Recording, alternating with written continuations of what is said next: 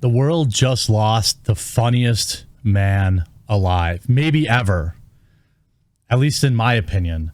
Norm MacDonald was one of the last bastions of I don't care, I don't have one single F left to give comedy.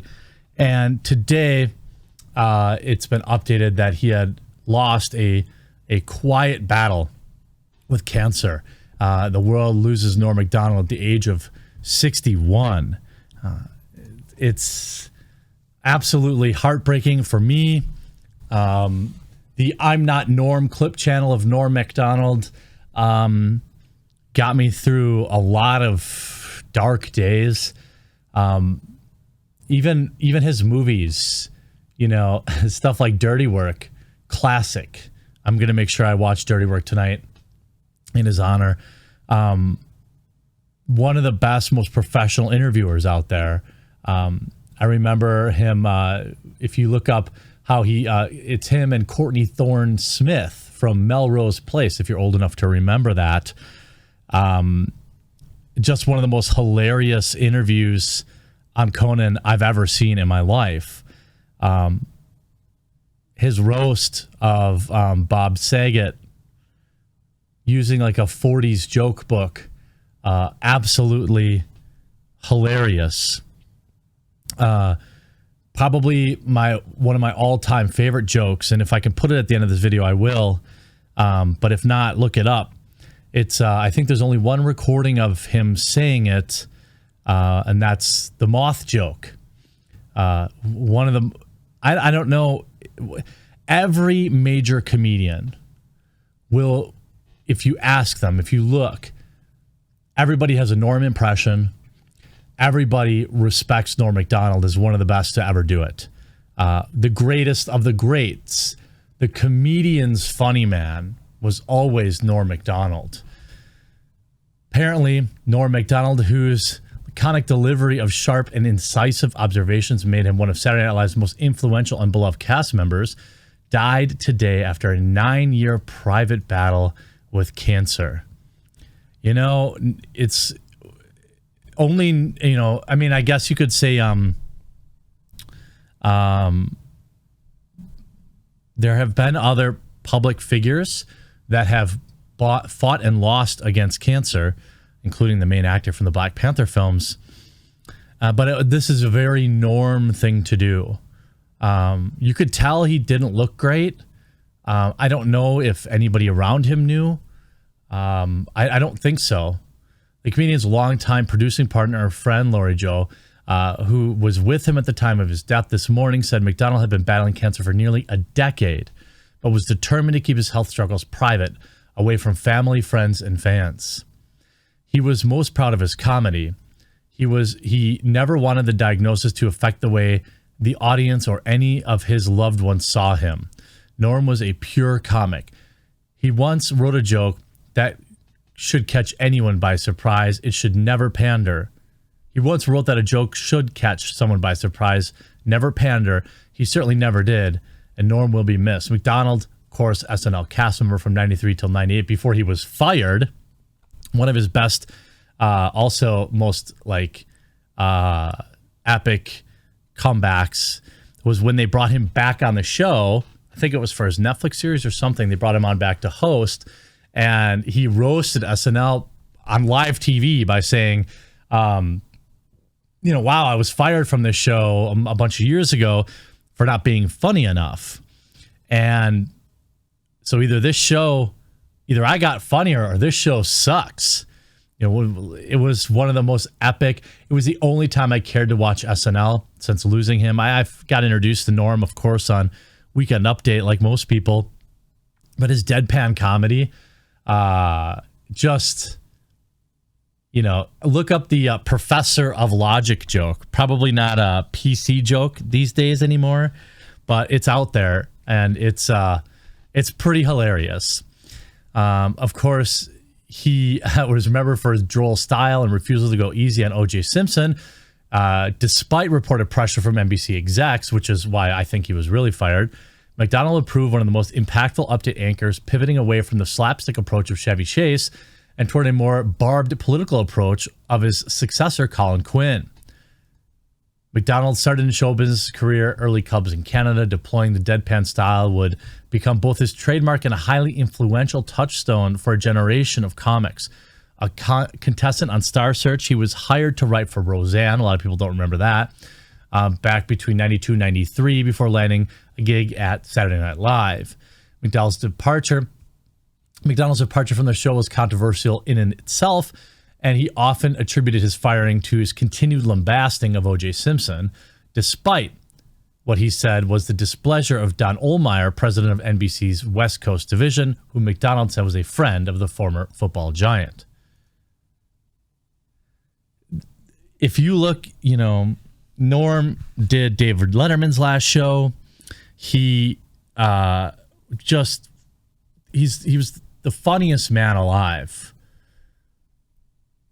We're never gonna get another Norm MacDonald. It's not gonna happen, and it's really, really a bummer.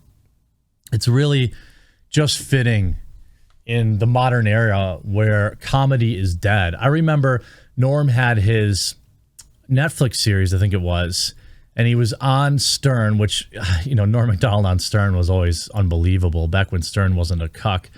And he had this thing where he said something like, you'd have to have Down syndrome to think this was funny or something, because he thought it was better than saying the R word, because that's a new word that we can't say. He goes on like The View to apologize to the world for using an offensive word. And I've never seen a man more uncomfortable, just popping mints like every second, making more and more like uncomfortable jokes. In a lot of ways, Norm MacDonald is a symbol of what comedy was in the 90s, in the 80s and 90s. Unabashed, unapologetic. He had a lot of jokes that you don't want to smell your own fart, so to speak, and think like, it's highbrow comedy, only you would get it. But he had this shtick, even when he had his podcast and he would have guests read jokes, like the jokes are always terrible. But whenever Norm would read a joke, like Norm, it was just unbelievable and just funny. Like he would say a joke and it would bomb, and then he would just double down on it and triple down on it and quadruple down on it until it got funny. I remember the joke with Bob Saget. He's like, your face looks like a flower. A cauliflower? Nobody laughs. Nobody. But he just commits. And it becomes funny because it's Norm. I always say that, I'll never shed a tear for a celebrity. I remember when I was young, obviously, when Kurt Cobain, that affected me deeply. But I was younger then. But Norm is like the only guy I care about in Hollywood. I've never met him, but he's one of the most hilarious men who have ever lived. And I think that if you can, watch some of his clip. I'm on the I'm Not Norm channel, or Google, YouTube clips of Norm, because he was truly the funniest man ever. I mean, I obviously haven't been alive forever, so to speak, but Norm MacDonald was one of the most hilarious men alive, influenced thousands, and brought a lot of joy to my life throughout the years. He was taken far, far, far too soon. And I had wondered, why he wasn't on the circuit. And, he's pretty reclusive in general. He had battled his demons throughout his life, gambling and things like that. But this sucks. I'm supposed to make other videos today and complain about video games and stuff like that. But losing Norm really, really stinks. And I'm going to miss him. I'm going to miss his comedy. And there's literally nobody else like him. Thank you, Norm MacDonald, for making us laugh. Thank you so much. You'll be missed. He goes, I say, I'll be the guy. Okay. A moth goes into a podiatrist's office. A moth goes into a podiatrist's office. Right? You are correct. a moth goes into a podiatrist's office, and the podiatrist's office says, "What's the problem?" And the moth says, "What's the problem? Where do I begin, man?" He goes, "I go to work for Gregory Olinovich, and all day long I work." Honestly, Doc, I don't even know what I'm doing anymore. I don't even know if Gregory Olinovich knows. He only knows that he has power over me, and that seems to bring him happiness. But I don't know. I wake up in a malaise, and I walk here and there. And the podiatrist says, "Oh, yeah?" And the moth goes, "Yes." And he goes, "At night, I sometimes wake up, and I turn to some old lady in my bed that's on my arm. A lady that I once loved, Doc. I don't know where to turn to. My youngest, Alexandria. She fell in the cold of last year. The cold took her down, as it did many of us. And my other boy,